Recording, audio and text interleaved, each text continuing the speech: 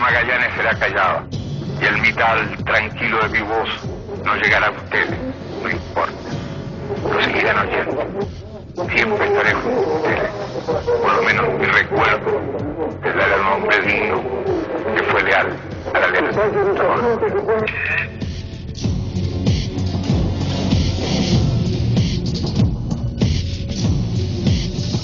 El 11 de septiembre de 1973 marca un hito colosal en la historia de Chile.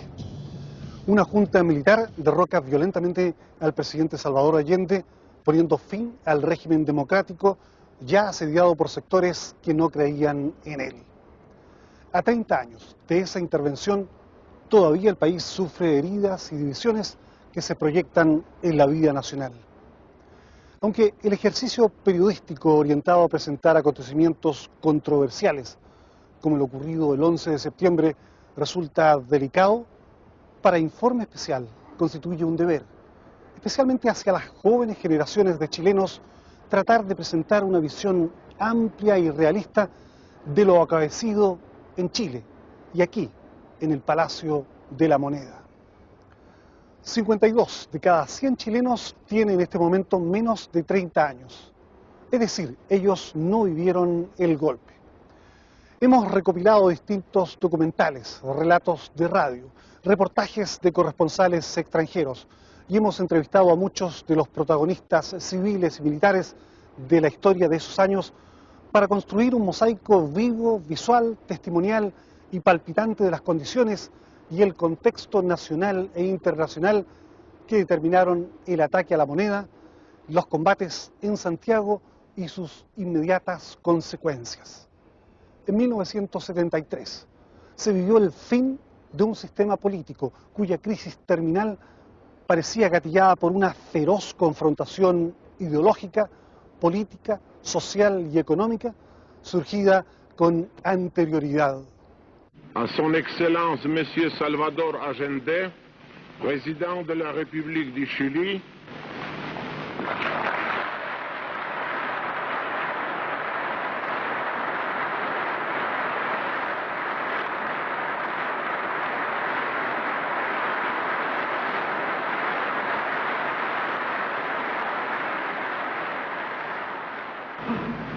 vengo de Chile, un país pequeño, pero donde hoy cualquier ciudadano es libre de expresarse como mejor prefiera, donde la vida pública está organizada en instituciones civiles, que cuenta con fuerzas armadas de probada formación profesional y de hondo espíritu democrático. En mi patria,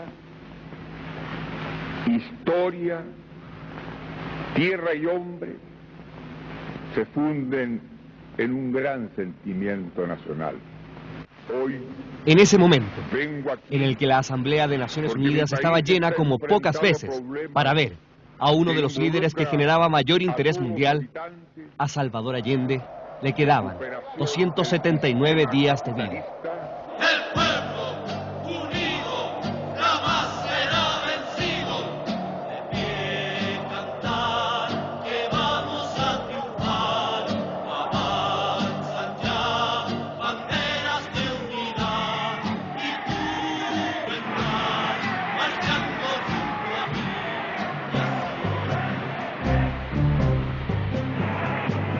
El fin de su gobierno y de su propia existencia, ocurrida hace 30 años, es el hecho político que más marcó la segunda mitad del siglo XX en Chile. Para algunos, fue el fin trágico de un notable proceso de cambios destinado a mejorar la condición de los más pobres y oprimidos del país. Para otros, la necesaria conclusión de un régimen fracasado, que no respetó las leyes y que condujo al país al caos político, social y económico. Salvador Allende estuvo a punto de ser presidente en 1958. En esa elección, compitió con el emergente demócrata cristiano Eduardo Frei y el empresario Jorge Alessandri. Ahí estaban, en la línea de partida, los nombres más importantes de la política chilena de los siguientes 15 años y los gérmenes de 3/3 que llegaron a ser irreconciliables. Los aún relevantes radicales llevaron a Luis Bosay, Pero Antonio Zamorano, el cura de Catapilco, el más desconocido y marginal de los candidatos, terminó jugando el rol central. Alessandri obtuvo el 31% de los votos y Allende el 29%. Casi 30.000 votos de diferencia, un poco menos de lo que obtuvo Zamorano, cuya postura populista quitó sufragios claves al líder socialista. Se le pasó la mano a la gente partidaria de mía. Salí de regidor con la primera mayoría, después me presentaron de diputado en Valparaíso y saqué también la primera mayoría. Y ahí se entusiasmaron y se le pasó la mano, llame con la presidenta para que nos defienda. No, pues yo había perdido la sotanana, pero no he sentido las proporciones. Estoy convencido de que 12 años antes, cuando fue candidato, Salvador Allende habría sido presidente de la República, habría sido un socialdemócrata de izquierda. Habría sido sucedido por Frey o por Alessandri, pero llegó un poco tarde a la revolución. Poco después comenzó la vorágine latinoamericana con la revolución cubana. Un joven abogado llamado Fidel Castro, seguido por un ejército guerrillero, derrocaba una dictadura sangrienta y corrupta sostenida por Washington. Pronto el líder cubano se declaró comunista. Todo esto en el patio trasero de Estados Unidos. Demasiado importante como para que no generara ecos en todos los rincones del continente. Castrismo en este sentido, ¿no? Como experiencia, se transforma para muchos sectores de la izquierda en América Latina como el modelo. Además es una época donde en los países de América Latina el capitalismo no era prácticamente defendido por nadie. De un pueblo que he decidido defender, conociendo solamente a través de la acción y del pensamiento de nuestro jefe Fidel Castro.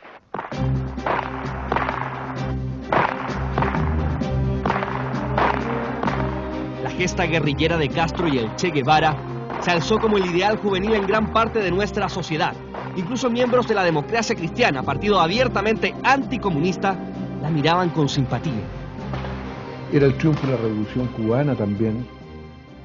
Era Vietnam, que fue la primera ocasión en que la juventud húngara cristiana marchó con la de la izquierda. Castro y Guevara eran hombres que provenían de la burguesía y se alzaron como un ejemplo para los adolescentes que venían de la élite social de la izquierda chilena. Yo al terminar el colegio me fui a Cuba en un barco de carga. ¿Qué año fue eso? 61 por ahí, 61 62. Y estuve un año trabajando en el campo allá, como un voluntario. Pero la influencia final para Chile de Castro y su revolución iba a ser mucho más controvertida conforme pasaran los años. Mientras tanto, en Santiago se hablaba del gabinete de los gerentes del presidente Jorge Alessandri, un gobernante austero y realizador que enfrentó el mayor de todos los terremotos registrados hasta este momento en el mundo, el de Valdivia. La alegría de tener un mundial de fútbol en casa y sacar el tercer lugar fue quizás el momento más alto de optimismo de esos años, pero el diseño alessandrista terminó fracasando.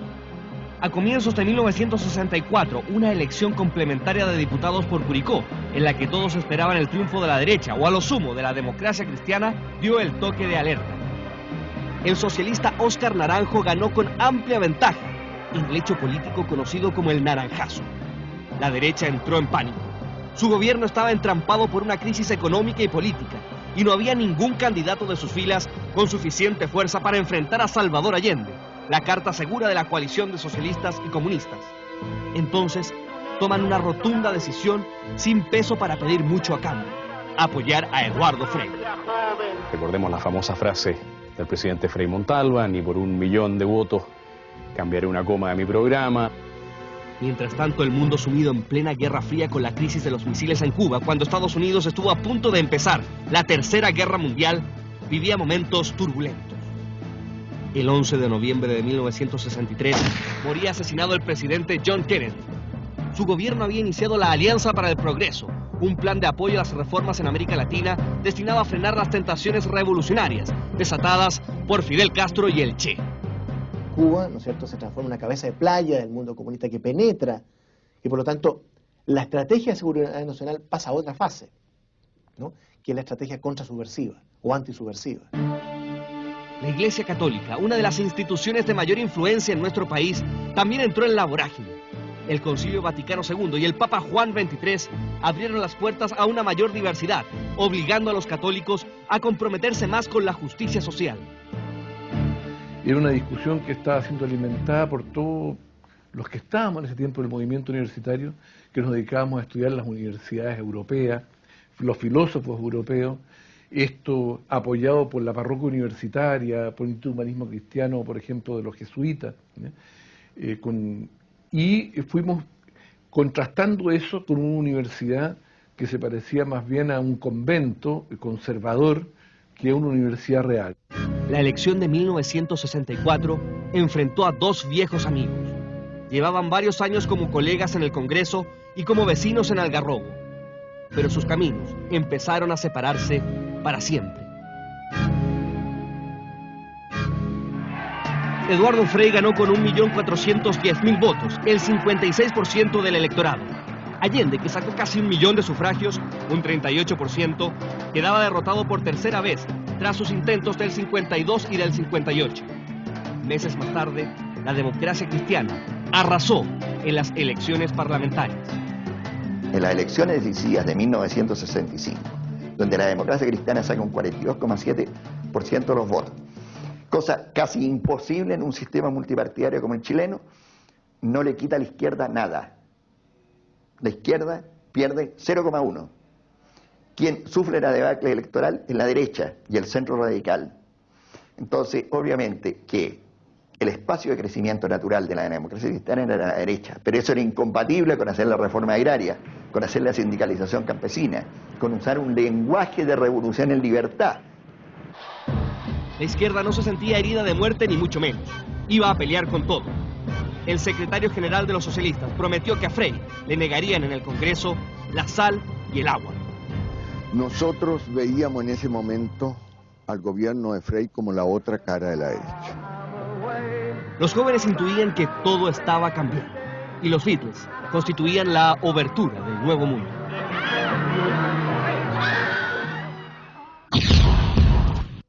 Tan comunista, pero era fanático de los Beatles.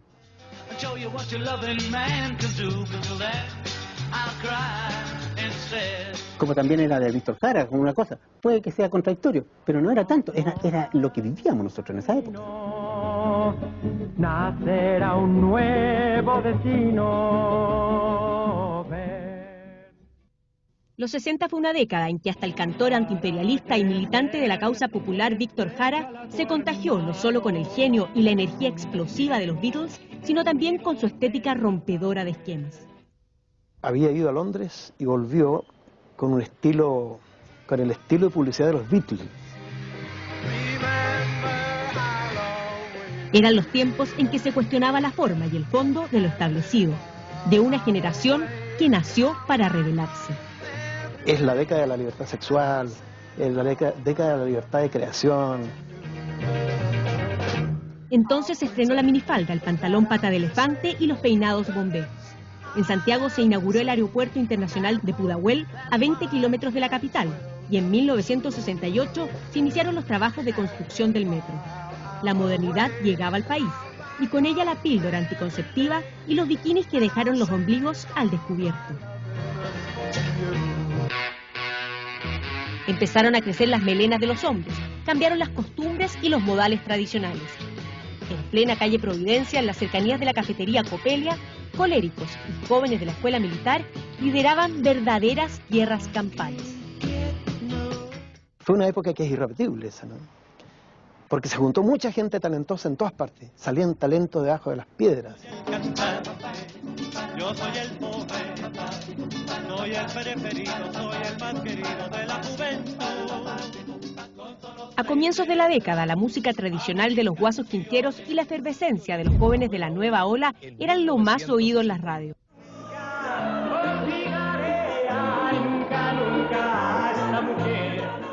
Luego vino el trabajo renovador del neofolclor.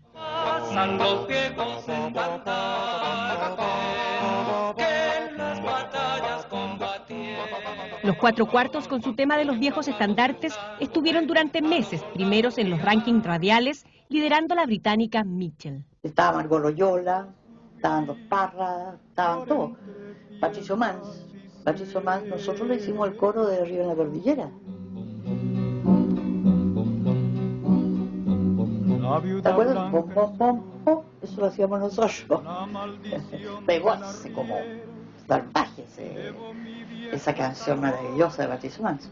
A robar ganado ajeno junto al paso de Atacal, a la entrada del invierno.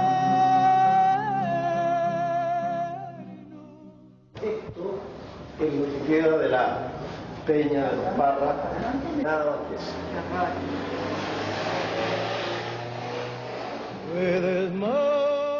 Velas en botellones de vino alumbraban las sillas de paja y el escenario pequeño en que la censura no cabía.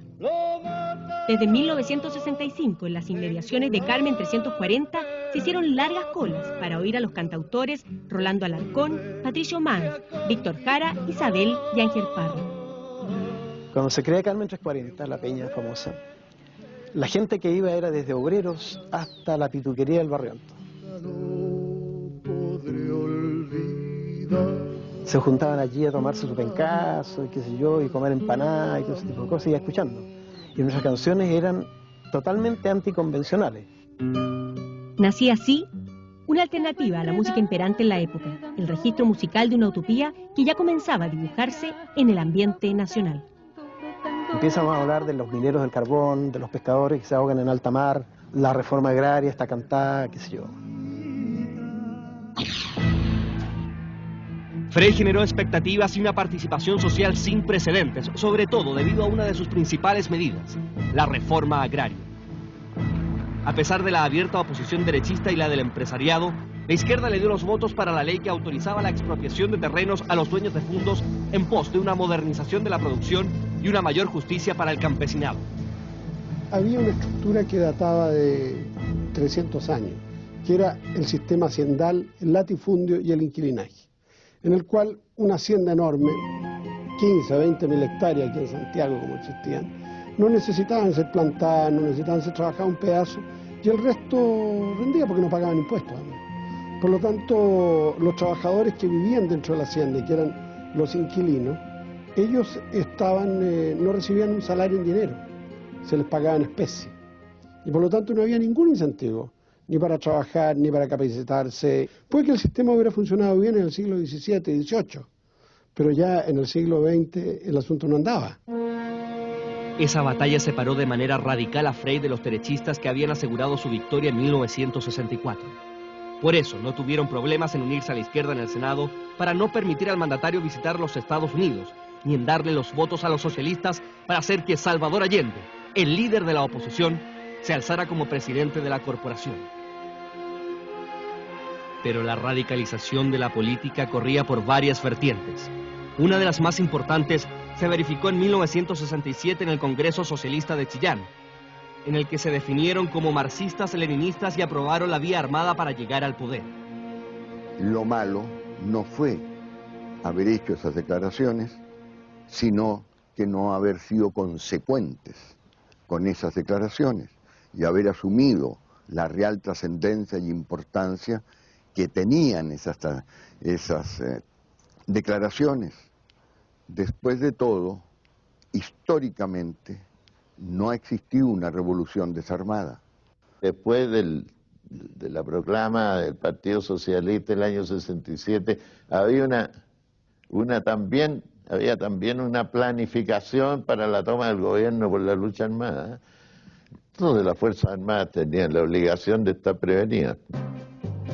Ese mismo año se instaló en Chile una sucursal de OLAS, Organización Latinoamericana de Solidaridad, un movimiento digitado desde La Habana, cuyo objetivo era promover la lucha armada para derrocar a regímenes que no fueran marxistas-leninistas. Salvador Allende fue a su sesión inaugural. Él estaba muy emocionado con el Che Guevara, en fin. Estaba muy envuelto en una liturgia revolucionaria latinoamericana. Mirado estrictamente en términos históricos, yo creo que él leyó mal el tiempo histórico que le tocó vivir. Salvador Allende se creyó revolucionario con casco de ametralladora a una edad en que esas cosas se ven en películas, pero no en la práctica. Allende tiene ese conflicto permanente, ¿no? Hay una suerte ahí de personalidad política dicotómica, ¿no? Muy contradictoria. Porque me vine de Chile, también que yo estaba allá, labrando en tierra. Violeta Parra, sus hijos y todos los miembros del neofolclor compartieron sin problemas escenarios. Hasta entonces, las diferencias políticas no fueron notorias, pero pronto sería imposible permanecer al margen. La lucha entre capitalismo y comunismo, el Che Guevara con su revolución sin fronteras y los nuevos movimientos huelguísticos de los estudiantes de la Universidad Católica de Chile el año 67 no dejaron a nadie indiferente. Los jóvenes quisieron participar, exigieron reformas. La reforma en la técnica fue antes incluso del Mayo de París. Entonces, no es que una vez más estábamos imitando la Revolución Francesa. Esta vez nos imitaron a nosotros. Los jóvenes chilenos se adelantaron en un año al famoso Mayo del 68, en que los estudiantes parisinos lograron paralizar todo Francia bajo las consignas del prohibido prohibir o la imaginación al poder. De día y de noche, las sedes universitarias chilenas bullían de actividad y bohemia. Entre actos poéticos, vino navegado y discusiones sobre fútbol, amores, currículum flexibles y abrir las aulas a los problemas del país, surgieron las peñas universitarias. Era un lugar donde se iba a hacer música, a comerse la típica empanada con un vino matapenquero, así ya, pero último, pero no importa que uno salía más pintado que si se hubiera puesto lápiz labial. Con la lengua morada. Sin embargo, eso fue un germen que sin lugar a duda dio paso a un movimiento musical. Córrele, córrele, córrela, por aquí, por aquí, por allá. Se sintieron dueños del mundo, sin más limitantes que sus propias capacidades. Las federaciones incorporaron la actividad cultural al movimiento estudiantil. Nacieron conjuntos musicales con raíz universitaria como los Inti Illimani. Con una convicción política muy fuerte y muy estrechamente ligado a un par de conceptos profundos como el sentimiento de hermandad latinoamericana, bolivariano. Sus composiciones instrumentales nacían en el ámbito de lo popular y entroncadas en la música andina. Un nuevo sonido que habían introducido los Quilapayún y que se tarareaba mientras los jóvenes se transformaban en los protagonistas de la década.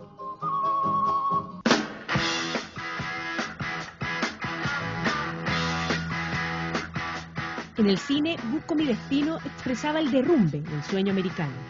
Pero además de la búsqueda de aventura, en esos años pegó el romanticismo de Love Story y el inconformismo del graduado. En nuestro país, Tres tristes tigres, El chacal de Nahuel Toro y Valparaíso mi amor, marcaron el punto de partida del llamado nuevo cine chileno. 400.000 personas se congregaron en el Festival de Woodstock en el estado de Nueva York. Las ideas de libertad, evasión y de mundo a escala humana traspasó fronteras. Chile tuvo su símil en Piedra Roja.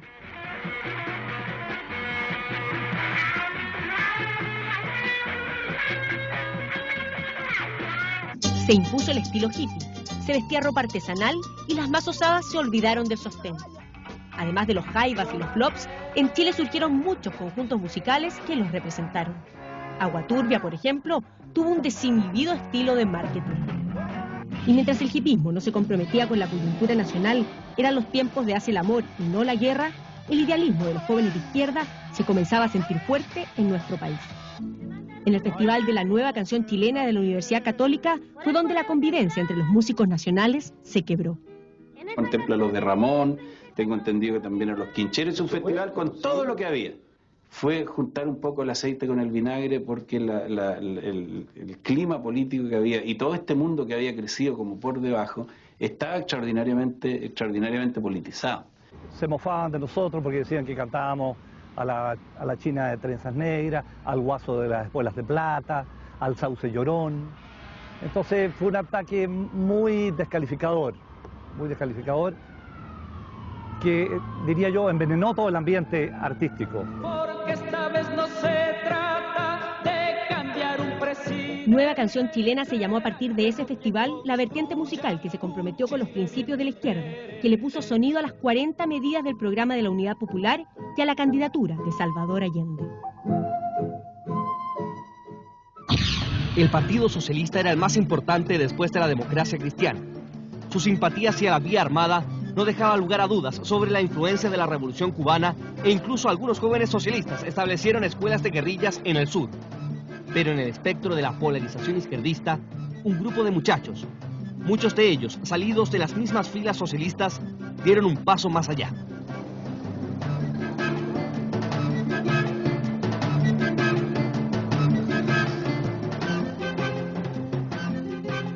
El movimiento creado por los hermanos Miguel y Edgardo Enríquez y un grupo de jóvenes era el primer conglomerado político al que no le interesaba participar en la institucionalidad. Ellos querían hacer la revolución socialista por la vía armada, adaptando el ejemplo de Fidel y haciendo de lugares como las poblaciones o el campo su centro de operaciones. Los jóvenes del MIR eran jóvenes buenos mozos, de buena familia, universitarios, que sabían vivir y amar intensamente, tenían una aura romántica enorme. Al mismo tiempo eran los regalones de Fidel Castro. Fidel Castro apostaba al MIR porque veía en el MIR a su propio movimiento 26 de julio. Comenzamos a vivir un periodo en Chile de creciente agudización de las contradicciones sociales y políticas en el país. Y creíamos que eso uno no podía, como el avestruz, meter la cabeza en el suelo y no mirar esa realidad. Y por tanto había que prepararse para actuar dentro de esa realidad. Pronto empezaron sus primeras acciones armadas, robos a bancos, lo que los hizo pasar a la clandestinidad y ponerlos en la lista de los delincuentes. Y realmente nuestra primera, digamos, contacto con lo que era ciertos conocimientos prácticos, digamos, de táctica, del uso de armas, fue a través de las Fuerzas Armadas chilenas. ¿Cómo? Sí, con oficiales y suboficiales de las Fuerzas Armadas. O sea, que ellos lo entrenaban. Ellos nos entrenaban. Pero sabiendo para dónde iban ustedes, digamos. Pero es que en ese momento también había, fue un momento que comenzaba a surgir dentro de las Fuerzas Armadas un cierto descontento en sectores. La participación en este grupo armado de Andrés Pascal, sobrino de Salvador Allende, empezó a afectar la imagen del político que se alzaba como posible candidato presidencial para 1970. Allende difería totalmente de eso.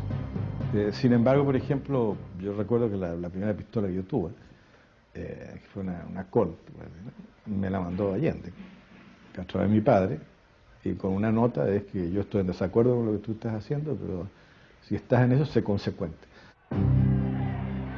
Las dificultades económicas, los choques en el Congreso y los aumentos de las demandas populares desgastaron al líder de la revolución en libertad. La fracción demócrata cristiana más izquierdizante comenzó a hablar abiertamente de una coalición con quienes habían sido sus más empecinados opositores, los socialistas. La Junta Nacional de 1969 dilucidaría las posiciones. Yo no recuerdo haber participado nunca en un debate de mayor altura, de mayor categoría, ni conozco otro en otros países de América Latina que el debate que precedió al voto de la Junta Nacional de la Democracia Cristiana en 1969 entre el camino propio, cuyos defensores principales eran Patricio Aylwin y Jaime Castillo, dos personas de una enorme capacidad y respetabilidad política y ética, y por el lado del camino de unidad popular y del acuerdo entre la izquierda y la democracia cristiana, gente de la estatura del propio Radomiro Tomic, de Leighton, de Fuentealba. Radomiro Tomic veía en esa alianza con la izquierda su carta de triunfo si era nominado finalmente el candidato DC para la elección de 1970. La derrota del ala más izquierdista de la DC implicó la salida de sus líderes históricos y de gran parte de la juventud, que había sido la protagonista en la toma de la Universidad Católica y que ahora iban a ser los pioneros de un partido cristiano de izquierda, el MAP, dispuesto a apoyar al candidato de la opositora Unidad Popular. Por primera vez en Chile no se pudo usar lo cristiano como un argumento anti-izquierda. En las elecciones parlamentarias de 1969 la DC bajó ostensiblemente su votación. Pero el colmo de los problemas para Frei vino del ejército. El general Roberto Bió pidió la renuncia del ministro de Defensa y la del comandante en jefe por no resolver las demandas de aumentos de los sueldos militares. Luego se acuarteló en el regimiento Tacna con un grupo de oficiales. De inmediato se decretó estado de sitio y aunque finalmente el general Bió dijo que el movimiento había sido netamente militar y profesional, el tacnazo fue una alerta. Había uniformados dispuestos a romper las reglas. Las Fuerzas Armadas tenían un profundo resentimiento no solo contra el marxismo, sino contra el mundo político en general. Porque el mundo político, yo diría, del gobierno de don Jorge Alessandri, venía descuidando las Fuerzas Armadas y realmente se las despreciaba.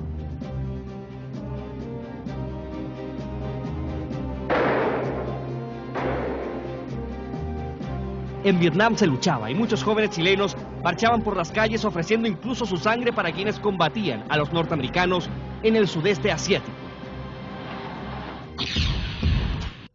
Se movilizaban todas las generaciones del mundo entero y nosotros éramos jóvenes, entonces ¿qué íbamos a hacer? Eso. Estar en las luchas callejeras, en las marchas de Santiago al Paraíso por Vietnam.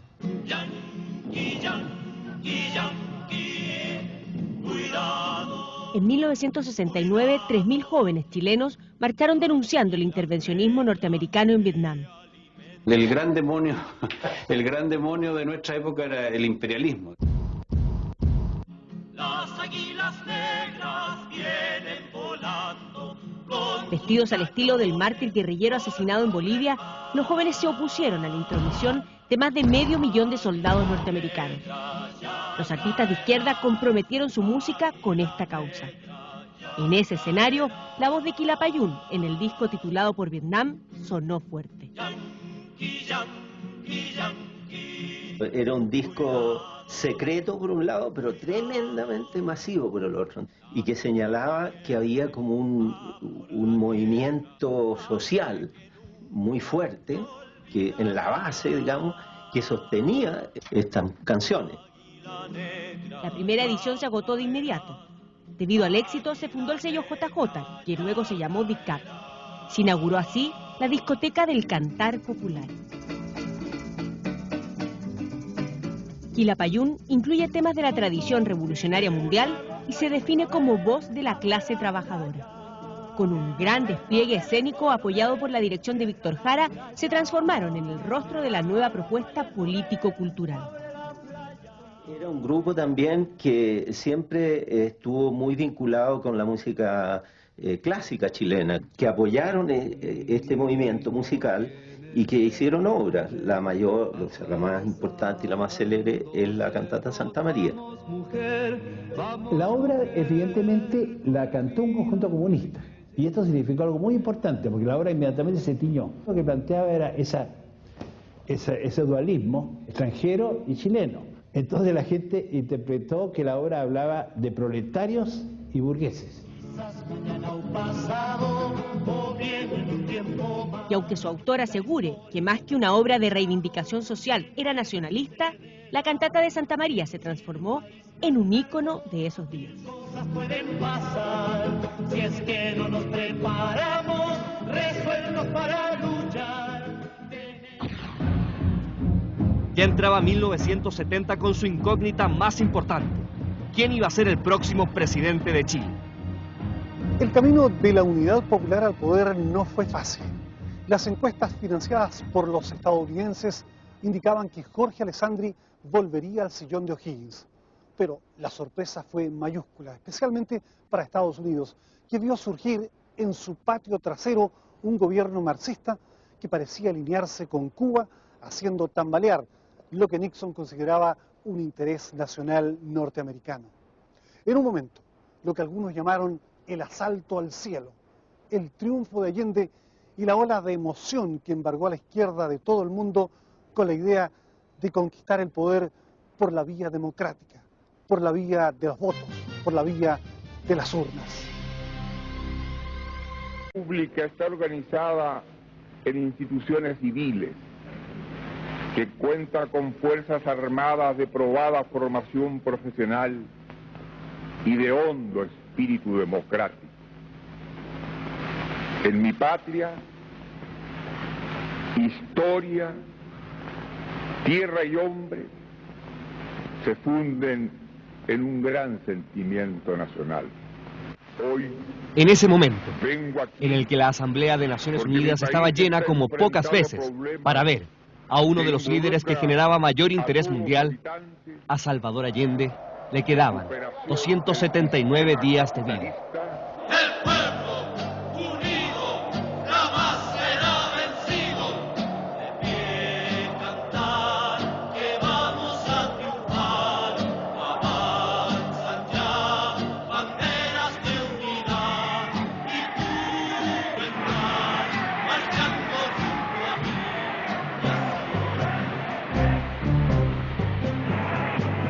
El fin de su gobierno y de su propia existencia, ocurrida hace 30 años, es el hecho político que más marcó la segunda mitad del siglo XX en Chile. Para algunos, fue el fin trágico de un notable proceso de cambios destinado a mejorar la condición de los más pobres y oprimidos del país. Para otros, la necesaria conclusión de un régimen fracasado, que no respetó las leyes y que condujo al país al caos político, social y económico. Salvador Allende estuvo a punto de ser presidente en 1958. En esa elección, compitió con el emergente demócrata cristiano Eduardo Frei y el empresario Jorge Alessandri. Ahí estaban, en la línea de partida, los nombres más importantes de la política chilena de los siguientes 15 años y los gérmenes de 3/3 que llegaron a ser irreconciliables. Los aún relevantes radicales llevaron a Luis Bosay, pero Antonio Zamorano, el cura de Catapilco, el más desconocido y marginal de los candidatos, terminó jugando el rol central. Alessandri obtuvo el 31% de los votos y Allende el 29%. Casi 30.000 votos de diferencia, un poco menos de lo que obtuvo Zamorano, cuya postura populista quitó sufragios claves al líder socialista. Se les pasa la mano a la gente partidaria de mía.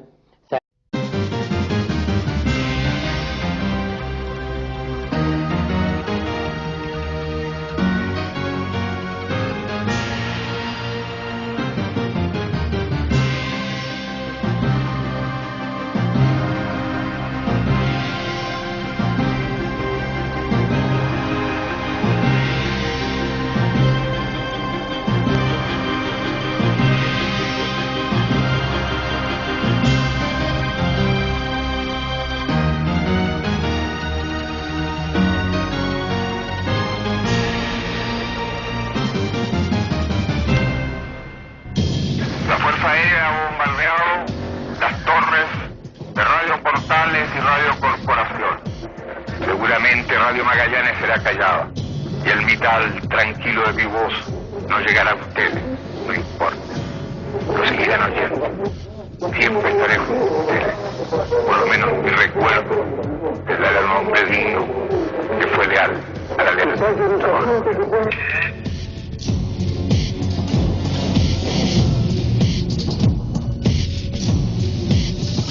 El 11 de septiembre de 1973 marca un hito colosal en la historia de Chile.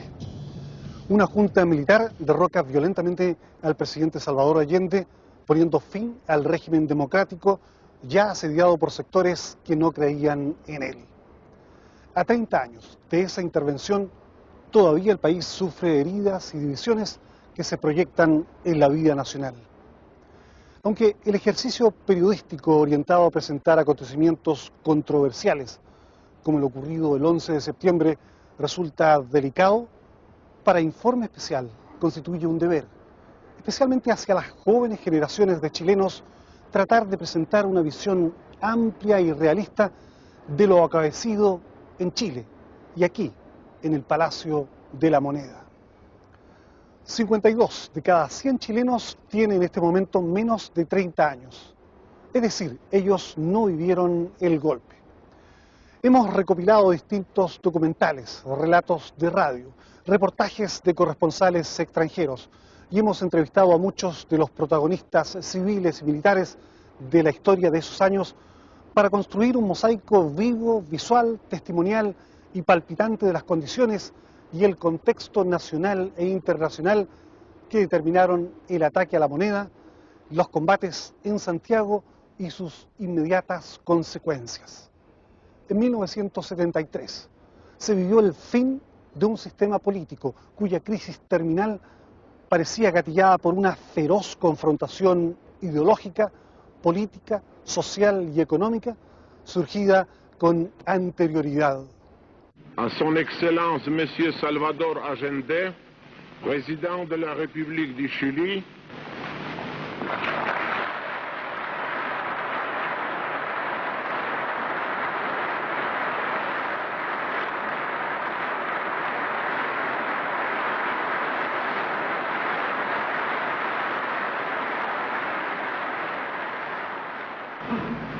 vengo de Chile, un país pequeño,